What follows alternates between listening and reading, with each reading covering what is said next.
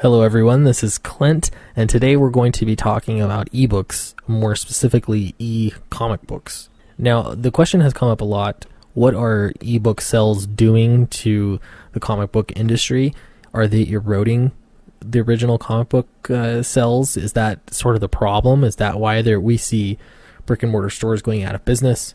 Are we witnessing the slow death of the paper comic book or the paper physical graphic novel, and things will all be replaced with digital versions? Now, I don't think the answer is yes by any means, and I'll show you some evidence to prove that. However, I do have to tell you that there's not a lot of complete sales numbers for digital comics. You could go to Comic-Con and you could find some sales numbers there, but they're admittedly incomplete. So we're going to get a pretty good idea of what sales are, and I'm going to compare it to the larger industry of publishing. And, let me know your thoughts, but I don't think that this is a problem. It's a nice thing, but it's not eroding traditional comic books.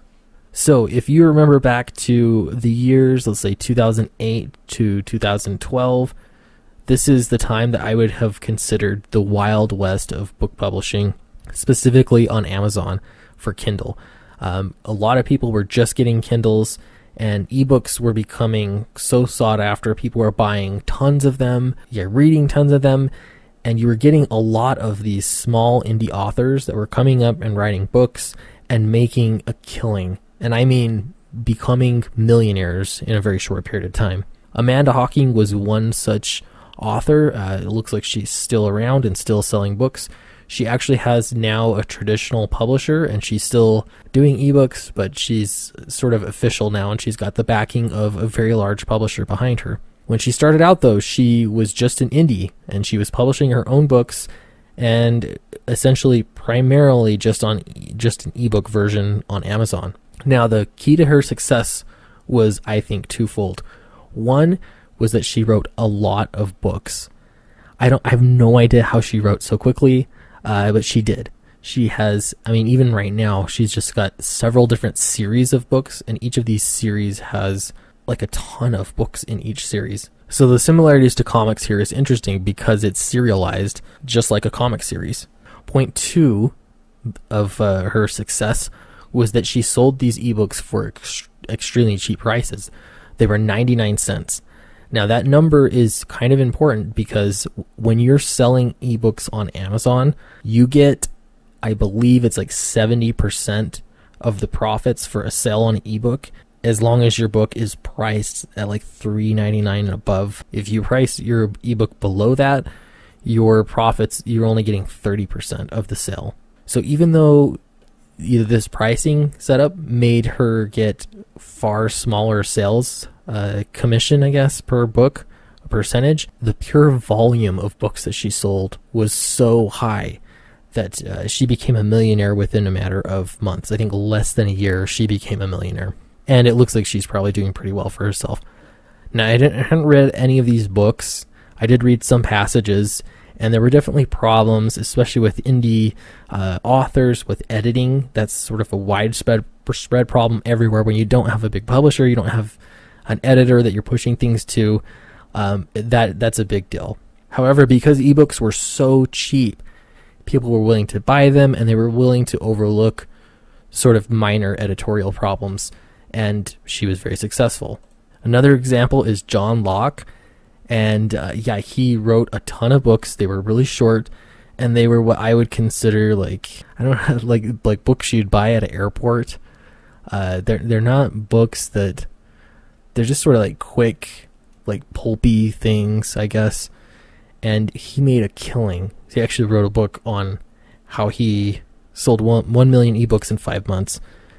I haven't heard or seen a lot from him lately. Actually, the latest article I saw from him was way back in like 2013.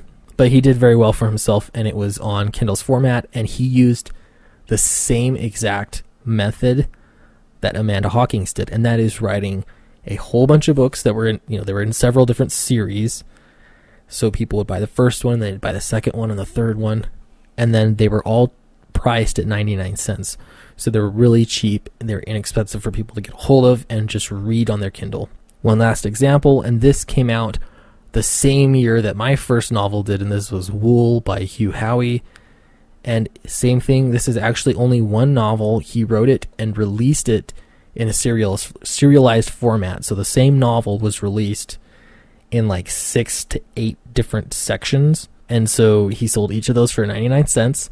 They weren't even like full novel length, but people would buy the first one, and then the second one, the third one, the fourth one, and so on. And they loved it. He did really well. Now he has a traditional publisher, and yeah, his books actually look really great.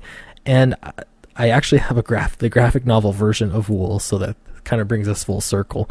So what does this have to do with comic books? What does this have to do with the state of publishing today? Well, things have changed.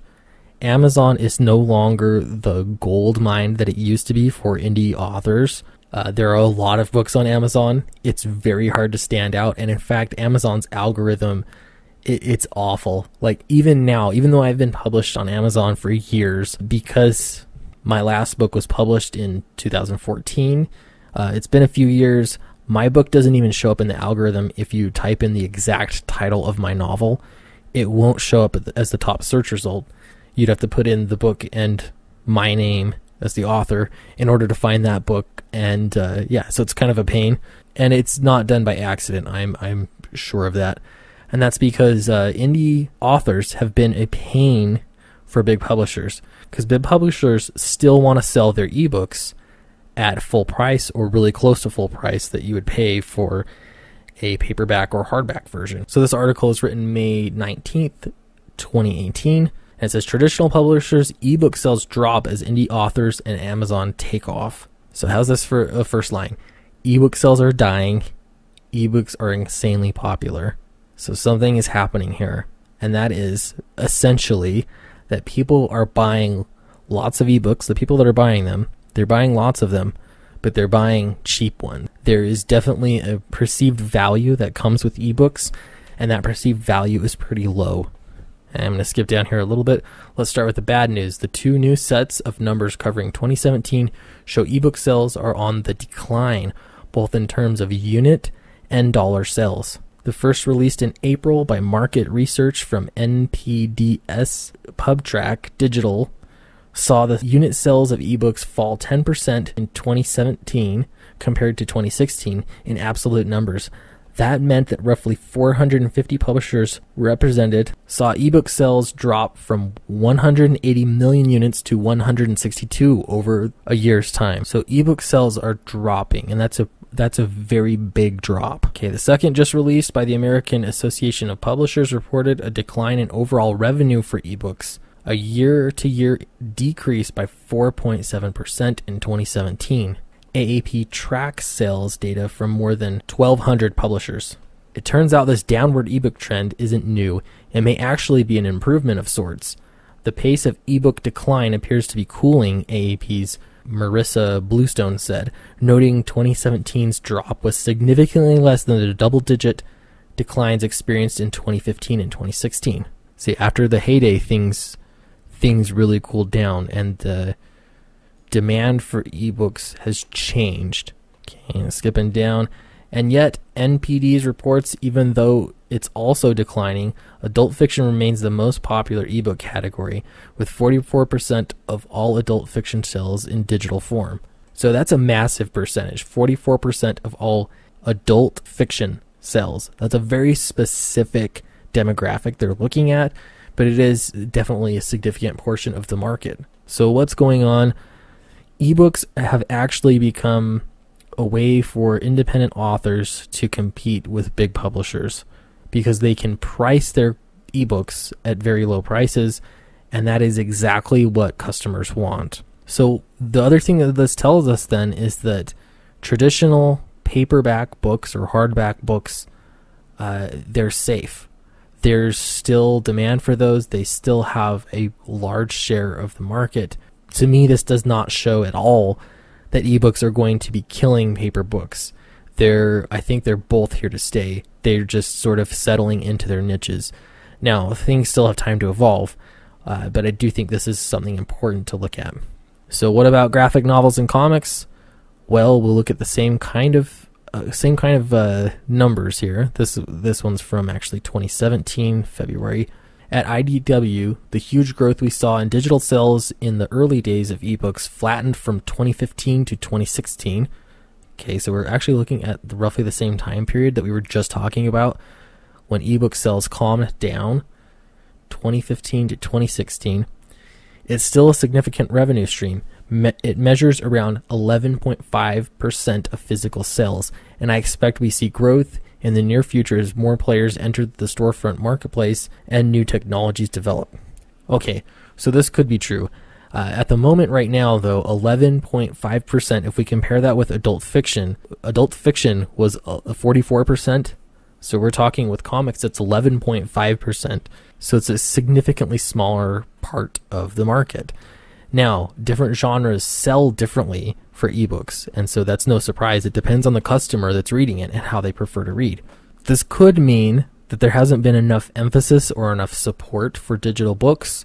And yeah, the technology, if you try to read ebooks, e-comics, I think I've read a total of 3 issues that were digital on my phone, and I hated it. That's not... I mean, I don't know if I'm alone.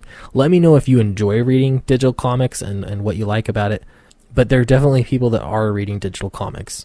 And so part of that might be making the experience a little bit more streamlined so you can look more closely at the page. I don't know, make it so the art looks a little bit better.